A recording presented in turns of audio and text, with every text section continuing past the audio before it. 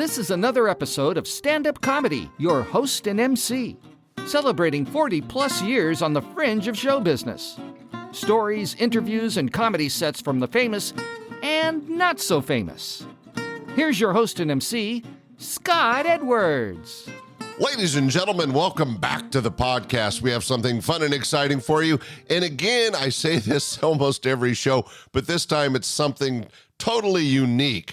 There's a very talented comic-hypnotist. That's right, he does magic. He's been on radio. He's got a great career in show business, but he's here today on the podcast to talk about comedy and hypnotism, something totally different. A good friend of mine, Andy Gross, who you've heard before on the show, talk about. Ladies and gentlemen, all the way from Lexington, Kentucky, it's Gary Michaels.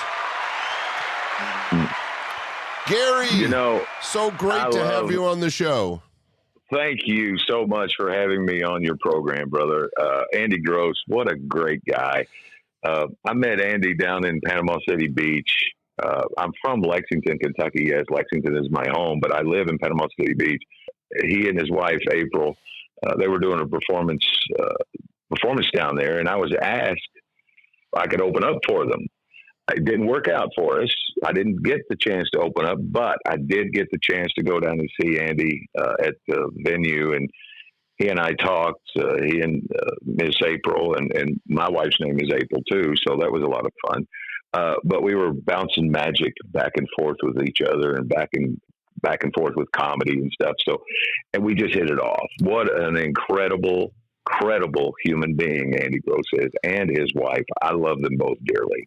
Yeah, they're longtime regulars at my club. I've known Andy for, 30-something years, and he, for those just that want to go back and check, he's done a couple interviews and in a few shows on this podcast, but he's a ventriloquist, he's a magician, he's a great comedy entertainer. But we're here to talk about Gary Michaels, and you've got such an interesting career because you pretty much started off in radio. You had a lot of success with your own radio show. I want to hear about that and how you transitioned into a hypnotist and then a comedy hypnotist, and then mixing in there and kind of first was some magic. So that's fascinating. But ladies and gentlemen, yes, there's more. To encapsulate this whole package of entertainment, you also are a biker. You come across on your show in the leathers, in the chaps, you're a biker that entertains. And I just think that's fascinating. I've seen your show. You're really good. But let's give everybody a start. When did you kind of figure out that you had a talent? I mean, we can already hear you have a voice for radio, but how did you get into radio? I got a face for radio too, just so you know. I think my mother, God rest her soul, I miss my mother so much. I think she's the one that sort of programmed me to get into the radio business. Because when I was younger, when I was a kid, she looked at me with the, we're from Kentucky, so she had this little Kentucky accent, and she said, why don't you go to work at a radio station so I could turn you off? And I'm like, okay, and that's what did it for me. No, when I was a kid, I used to actually play radio. I mean, I lived in the backwoods of Kentucky. I was 25 miles out of town. My closest neighbor was 5 miles away. My best friend was a raccoon. But there was a radio station in Louisville, Kentucky, WQMF. And I just was enthralled by the talent on the radio stations. And I had every single song that the radio station would play, but I would have them in 45s. Remember the 45s? Oh, yeah. Yeah, so I would have stacks and stacks of these 45s, and I don't know if you remember these tweed-looking 45 record players where, open up the top, they looked like they were tweed, had a little speaker in the front. So I had one of those, but I also had a little Mickey Mouse 45 record player. And I would listen to the radio, and I would literally write down as quickly as I could everything that the radio personality, the disc jockey back then, would say. And when they would go into the next song, I'd turn the radio down and I'd put the song that they played before, and I'd put the next song on my little record player, and then I would start being a radio personality. Yeah. However, So you weren't just listening to the radio like most of us dumb kids. You were actually interested in how the DJ was working his magic between the songs, keeping the energy up, keeping the information up, and you were paying attention to the art of being a radio personality. That is something that's unique. How old were you? You were in your early teens when you were... No, way before that. Wow. I was 8, 9, 10 years old. Back when boom boxes came out for the very first time, cassette players. I thought that was the shit, dude. So cassette players is the way to go. My brother actually gave me a boom box for Christmas one year. Or I'm sorry, my parents gave me the boom box, but my brother gave me Blizzard of Oz, Ozzy Osbourne cassette tape. That's the first cassette tape I ever had. And I don't know what it was. I can tell you later what I've learned, okay? But I was so enthralled with the music. Randy Rhoads was the greatest guitar player in the world as far as was concerned. And even I didn't understand it back then as a child, but Ozzy had the best band in the world. Rudy Sarzo, Tommy Aldridge, and Randy Rhoads, they had the best band. They were so tight. They were so musically inclined. And that just inspired me, man. Oh, my God. It was amazing to listen to these people. And I was a huge fan for years and still a fan. And then I would listen to the radio. I knew every song that the radio station played. You could play one note, and I could tell you the name of the album, the year it came out, the band members' names, how long it was. It was just instilled in me, and I didn't know until later. See, I was adopted, and I was probably 25 years old when I found out who my real father was. And come to find out that my real father was a musician. His family were musicians. His parents were musicians. Their parents were actors. Their parents were in the silent movies. So it's kind of genetic. I mean, it's kind of weird how it all worked out because my parents who raised me, they didn't know crap from Crisco when it came to entertainment at all. I used to actually get into trouble just because I listened to the radio so much and so loud. My first car was a 1973 Gran Torino Sport. Woo. I paid $1,500 for the car. It's the only car I've ever owned. I've owned trucks after that. And I paid $1,500 for the car. I paid $1,700 for the stereo system. Well, that was the kind of way we rolled back in the day. But you took this knowledge of music and this genetic heritage, and you developed it into a personality that was able to get a job in radio, which isn't easy. How old were you when you got into an official job and on air? I was 18 years old, and I'll never forget the time. That's young. There's a gentleman. His name was Tim Smith. And I knew that he worked at the radio station, but I used to be a radio groupie. I would call the station. I would win everything I could. I would talk to the jocks. I mean, I was a radio groupie through and through.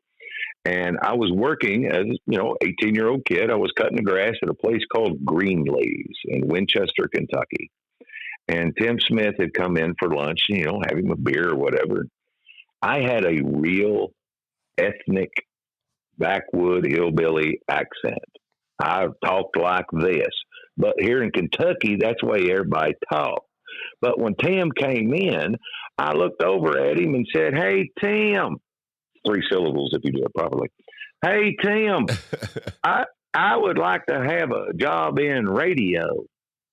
He took a drink of his beer and he cleared his throat. "Well, Gary, what is it that you would like to do?" "Well, dadgummit, I want to talk just like that." And he gave me a shot. He actually had me come to the radio station that afternoon. Wow. He wanted me to record a 30-second commercial, which was horrible. I mean, it was the most horrible thing you've ever heard in your life. I could see him in the production room. He's shaking his head going, "Oh, my God, what am I going to do here?" But he actually took me under his wing, and he taught me how to lose the accent, number one. And then it was up to me to learn how to develop the voice. And once I did that, I just kept practicing and practicing and practicing. And I've been number one on 4 different radio stations in 4 different states now. I got out of the radio business in 2008, but radio is still and always will be the love of my life. I love radio, but I do a lot of voiceover work too, as you can tell. Well, I just think it's so important to, one, if you focus on something you love, which you did at an early age, and really learn about the industry, learn about music, and prepare yourself that way. But finding a mentor to take you under his wing and help you with the accent and getting that, more middle America baseline voice is so important in radio. But you've had huge success because to have that many decades of on-air experience on the radio is so difficult. I've known many radio DJs, and it's such a transient business that I'm not surprised at all that you were on 4 different stations. But being able to make a career out of it and do it for as long as you did is a real tribute to your talent. Now, how does that shift into, where did the magic come along? And I know the magic turned into hypnotism, but you're already an entertainer doing on-air stuff, where magic and hypnotism are more live visual art forms, and you're really a radio guy. So that transition interests me. How did that happen, Gary? So that's a great question. When I got on radio, of course, my ego went sky high. I thought I was a rock star, man. I thought I was bulletproof. And I learned quickly that my legs get cut out from underneath me very fast because of the ego. And I learned how to deal with that. But I've been doing magic, first magic trick I ever learned when I was 8 years old. And I still do that very same magic trick today because of the reactions that you get. And I dabbled in the magic, throughout my life, as a kid, my teenage years, and school. More as a hobby. It was something that you were interested in. No, I was actually interested in picking up chicks, and I thought this was the best way to do it. But yeah, it was just more of a hobby. And believe this or not, brother, there's been people look me dead in the eye and say, you need to quit doing magic because it's never going to take you anywhere. And my reply to them now would be, thank you. Thank you for pushing me and giving me the motivation to do better. Well, they challenged you. I love a good challenge, man. Yeah. I mean, I think that brings out the best in all of us. When someone says you can't do something, those with the right personality and the right attitude take that challenge and use it as fuel to reach their goals. And magic being a hobby or something to pick up chicks is a great way to start, but you took that into the professional format. Now, I've seen your act as a comedy hypnotist. I've not seen you do any professional magic. Have you done any straight magic shows? I do. I do a lot of close-up magic. Some people will hire me to walk around for an hour or so at their bar, or their club, or the Harley Davidson dealership, or whatever. Just ask me to walk around and do some magic. And what magic? Everybody loves magic. Everybody loves magic. But I will tell you this, and Andy Gross will contest to this as well. You better be good at close-up magic, because if you suck, people will tear you apart. They have no problem cutting you down or telling you, oh my God, he did it like this, or he did it like that, or you suck. They'll do that quicker than they'll say, oh my God, that's the coolest thing I've ever seen. You did a great job. Isn't it weird how that works? Well, I think that all entertainment lends itself to be judged, but it is true that juggling and magic, two of the variety arts, can be easier to critique when done unprofessionally or improperly, because it is so visual that, if you're caught doing a move in magic, or if you drop something when you're juggling, it's right there in front of the audience. They can react immediately, and because it's easy to judge, they can take that the wrong way. I think in stand-up comedy, I don't know, you're going to have to tell me more about hypnotism, but in some of the other art forms, comedy, music, for example, you could screw up the words in a song, but if you've got the audience already ramped up with the music and the energy of the entertainment value, Sure. those things are accepted more by audiences, whereas magic and juggling, it's right there in front of them. But I think it's great, Gary, that you took this hobby, turned it into something more professional, and were able to get past the criticism and keep building on your magic skills. Now, I know as a comedy hypnotist, there is kind of a magical thing to it, but I've seen the show, and to me, hypnotism is really a totally different. It's like ventriloquism. It's like juggling. It's a different art form. How did you transition from magic to hypnotism? Actually, Scott, hypnosis is more of a science. It truly is a science. You are literally in someone's subconscious mind. Okay. So I wish I had a sound effect for ooh. I'll make a long story short. A few years ago, I was in a really, really bad place. I was literally suicidal, and it was coming. The depression had really taken over my body and my life, and I've been dealing with depression for many years. It was hypnosis that brought me out of the depression. And when I've interviewed hypnotists on my radio show before. I've never seen a live hypnotist show ever. Still to this day, I have never seen someone else performing hypnosis. But I was in such a bad place, man. I was ready to pull the trigger. And I was doing some research online about how to deal with depression without using medication because I couldn't afford it. And hypnosis popped up. And I got intrigued by that, man. And I got so consumed with the hypnosis world that I couldn't stop studying and learning. I even reached out to a couple of hypnotists that have been doing it for 60 years, the both of them. That's 120 years between the both of them. And I reached out to them to ask them questions, and they were kind enough to help me. They were kind enough to push me in the right direction. And one of the things they told me is to get out there and practice. And I hypnotized my first person at a barbecue. We were somewhere in the backwoods, just redneck, drinking beer, barbecue. And I hypnotized someone, and I was like, holy shit, what did I just do? It freaked me out more than it did them. That's a funny reaction. That's so real. It was, oh my gosh, I was like, what the hell is going on right now? And I said to myself, I could do this. And there was a comedy hypnotist, and I want to give props to, his name's Mark Savard. I've never met him, never spoke to him. I've reached out to him before, but he has a residency out in Vegas, and he's phenomenal. And I've watched his comedy routines over and over and over and over and over and over and over. And I said to myself, I want to do that. So I got to thinking, how can I put this together to make it cool? Well, I've been in radio, so I'm going to use my voice, obviously.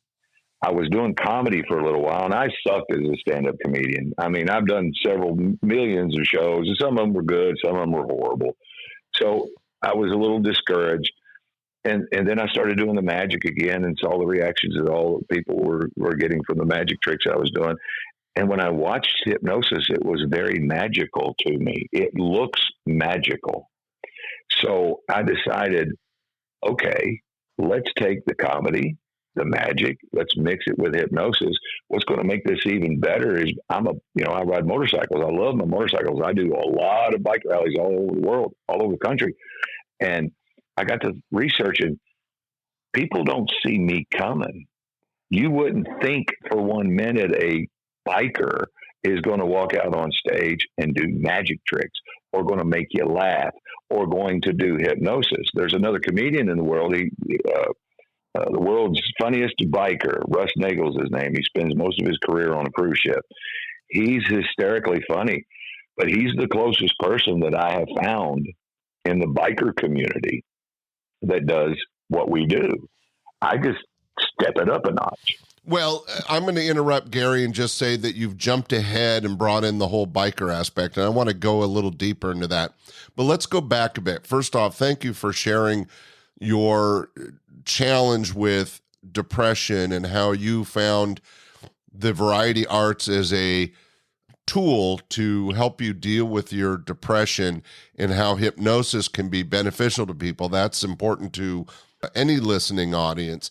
But I also think here's a good thing about that. Okay, now that I know that my studies in hypnosis and the way the brain works, who would have thought a backwoods Kentucky hillbilly would ever know how the fucking brain works, dude? However, I help people during the show with PTSD, with their depression. If I know they want to help, stop smoking or biting their ass or picking their nose or whatever, if I know ahead of time and they're on stage, I will help them with that. Now, I'm not a therapist.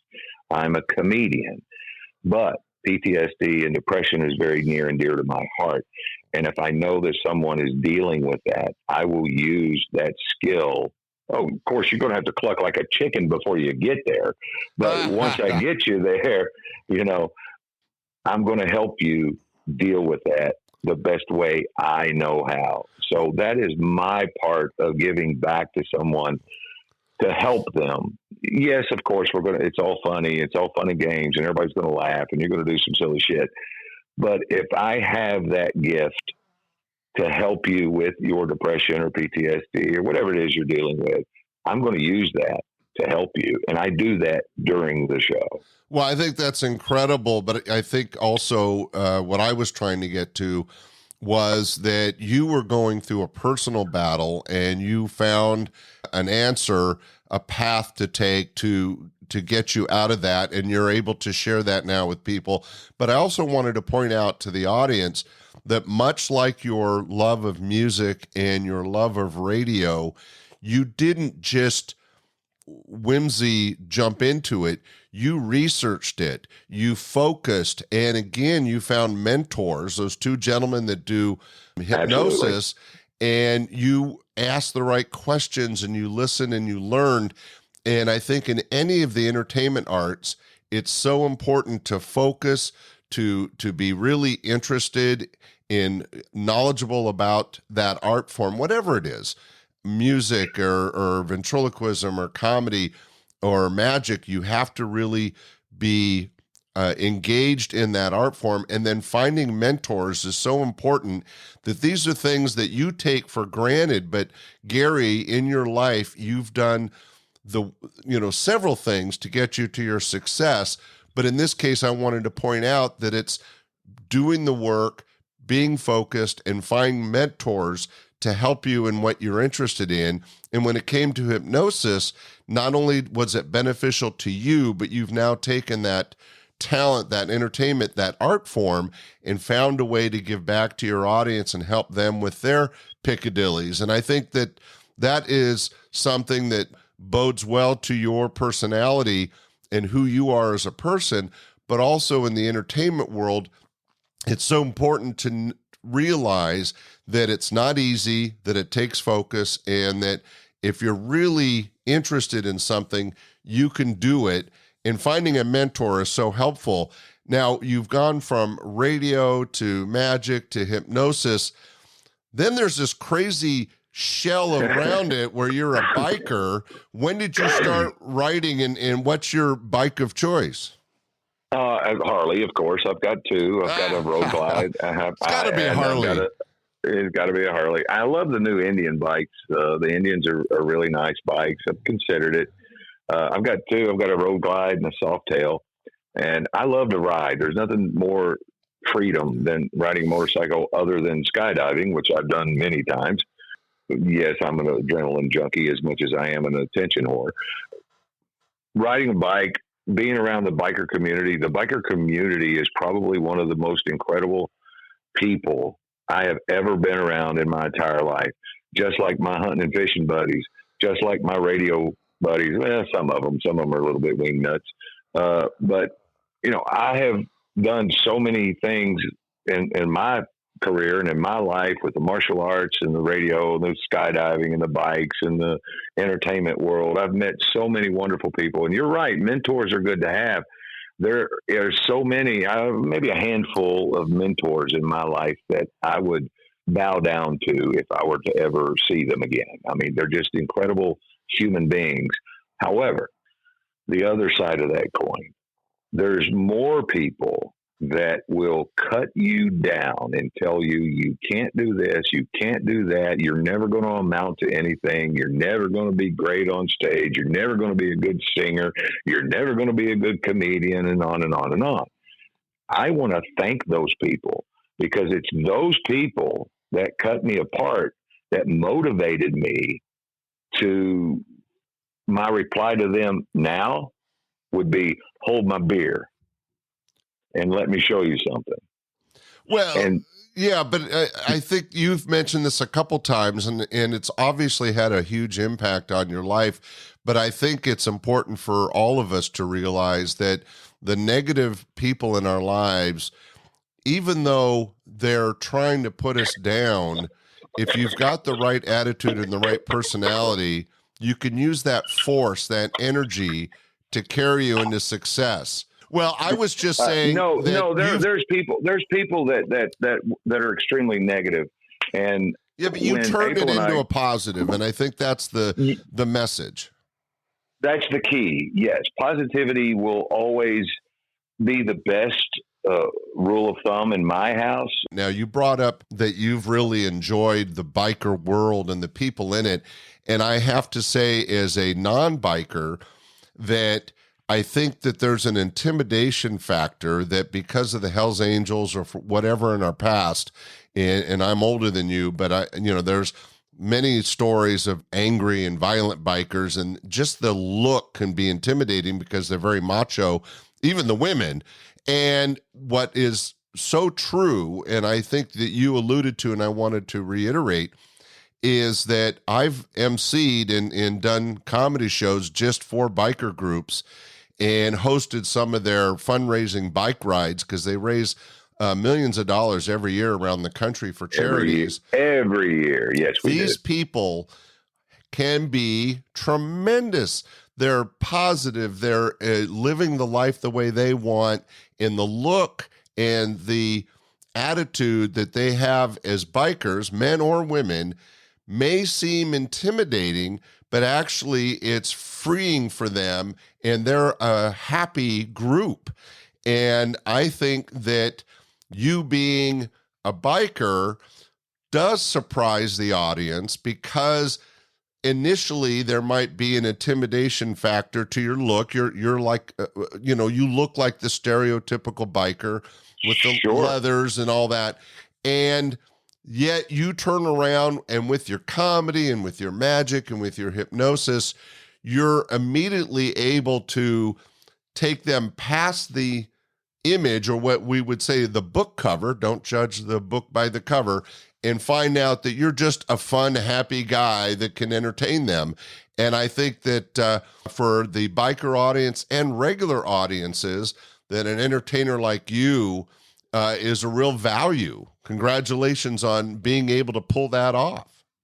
Well, thank you. And I've said this, the biker community is some of the most incredible humans ever, and they are very, very generous. We give, I'll give you an example. Last year, Fort Smith, Arkansas, the Steel Horse Rally raised $22 million in 3 days for charity, dude.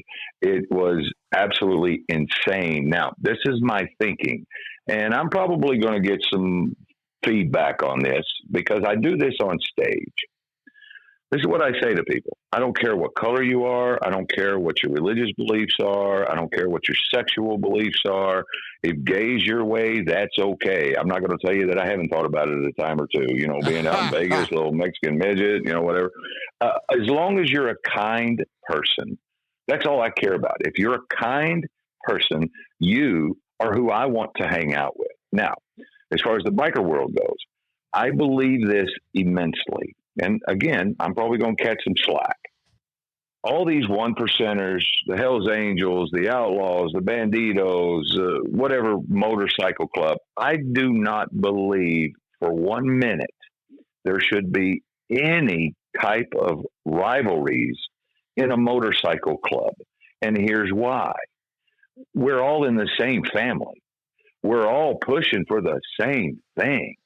And at the end of the day, when the world is falling apart, much like it is now, I'm going to need you brothers on my side. We're all going to have to pull together to help protect each other. So the rivalries between motorcycle clubs and the bad rap that a lot of bikers get because of those rivalries, I think they should not exist. I think we should all pull together as one big happy family, which is kind of what we are. I respect your wishes. I respect your thoughts. I respect your colors. Your colors. I respect your beliefs. I know what not to do.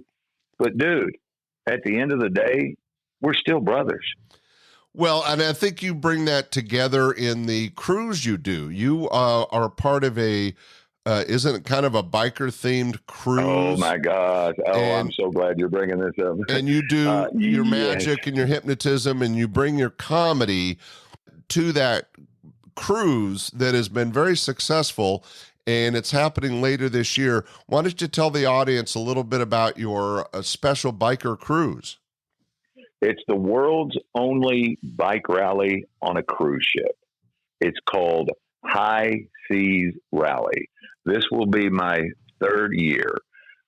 Last year, in 2023, there was 837 seats in the theater, and Lita Ford and the Outlaws was the other headliners, other than myself, on the cruise. I had 1,200 people plus, standing room only, come to the show. There was people still trying to get in. Now, my show is usually 90 minutes long, but I had them there for 2 hours, and no one left, and I had everyone's attention. And Scott, you know this as well as I do. It's very difficult to keep that attention span for that long. So this cruise is not just for bikers, but it is a bike rally. It is the most fun. I can't express the fun that you have on this ship. And it's for a good cause, too. We always give money back to the dialysis fund, which is on High Seas Rally. We bring on 10 dialysis patients, and we pay for their cruise, and we pay for the doctors, we pay for the nurses, and we pay for all the machines that they have to have through their dialysis. And we give that to them. That's what we do every year. But we also raise money for the Wounded Warrior Project. And I want to say probably 90% of the people on there are all veterans. And of course, we're all bikers. It is the most amazing time anyone will ever have. High Seas Rally. And if anyone would like to come and join us, we would love to have you. Absolutely love to have you. Go to highseasrally.com. If you use promo code Gary Michaels, I'm going to give you $150 in ship credit. Oh that my you can gosh. use for whatever you want. Ladies and gentlemen, it's a first. We got a discount, a benefit of listening to this podcast. Who knew? Oh, it gets better. But wait, there's more. The minute you book your cruise, all you got to do is book your cruise. Last year, we gave away one custom-built motorcycle. Xavier Muriel. Xavier Muriel, who is the drummer for Buck Cherry, he's an award-winning drummer. He builds these motorcycles. He's an incredible guy. I'm just an incredible person, but he's an incredible builder. And he created a motorcycle in 2023 that was off the chain. Here's the good news. This year, we're giving away 4 custom-built motorcycles. Wow. We're giving away 4 in 24, thanks to Wall Tigers. And all you got to do is book your cruise. Yeah, right? All you got to do is book the cruise, and you don't have to do anything else. The minute you book, you're automatically registered to win. You could win all 4. I mean, what are the odds? Yeah, it sounds amazing, and I think that I wanted to mention it because not only are you raising money for important things and taking care of sick people, but it is so exciting that bikers who, again, if you don't see them standing next to a biker bar or next to their motorcycle, their ride, they seem out of place. And to have a shipload of them just is a hilarious concept to me. And the fact that you guys do so many good things. Ladies and gentlemen, go to highseasrally.com, highseasrally.com, and check it out. And if you want a different experience with some really nice, fun people that dress like bikers, get your tickets and have this great experience. What time of year does that happen? We're leaving on October 29th this year. I want to say, I don't have it in front of me, but it's Halloween week. Perfect. This year. Yes. And Halloween is my favorite time of year. And I'm pretty sure I'm doing another Halloween show, which we did last year, which was phenomenal. Absolutely amazing people. But this year, we're going to the Bahamas. We're going to Bimini, Freeport, Nassau, and we're going to make a stop at the Royal Caribbean's private island, Coco Cay, which has some amazing bars, amazing water sports. We're just going to do some island hopping in the Bahamas this year on High Seas Rally. And all I ask is use promo code Gary Michaels, and I'll give you that $150 ship credit, man. Well, ladies, it is the most amazing time. I can't express it enough, brother. And you don't have to be a biker, okay? You can come and enjoy all the theme nights. Our party band on the ship is called Steel Rod. They are absolutely amazing, and they're somewhere in San Francisco, I think. You don't have to be a biker. You can wear whatever you want. There's no kids. There's no drama. There's no stress. Just biker attire, dress code, wear your shorts and a tank top, and just enjoy yourself. And forget about the world for a little while, man. 7 days. Well, ladies, Royal Caribbean's Radiance of the Seas, extremely luxurious ship. It's absolutely amazing. Well, ladies and gentlemen, I think you can hear the commercial side of Gary's radio background coming out with that ad and promo for the highseasrally.com. So be sure to check it out. Gary, we really appreciate you offering that special bonus and information on the cruise and sharing your life as a biker / hypnotist / magician, radio expert, all the exciting things that have made your life such a success. Thanks so much for being on the podcast and sharing some of your story with my audience. I can't thank you enough for allowing me to be on your program. And I can't thank Andy enough. Andy, I love Andy so much. But listen, brother, thank you very much for having me on your program. I truly, truly appreciate it.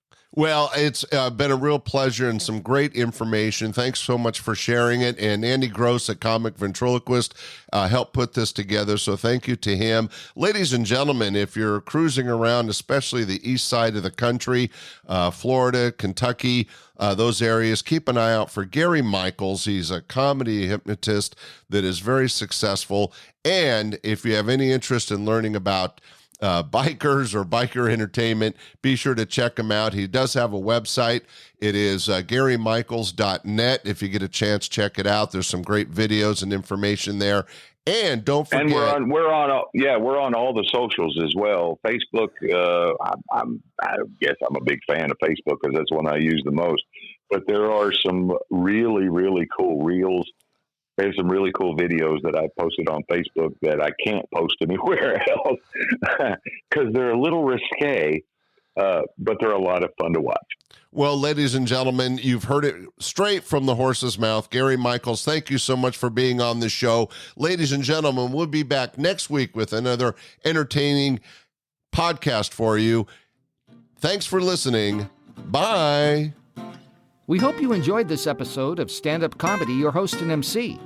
For information on the show, merchandise, and our sponsors, or to send comments to Scott, visit our website at www.standupyourhostandmc.com. Look for more episodes soon and enjoy the world of stand-up comedy. Visit a comedy showroom near you.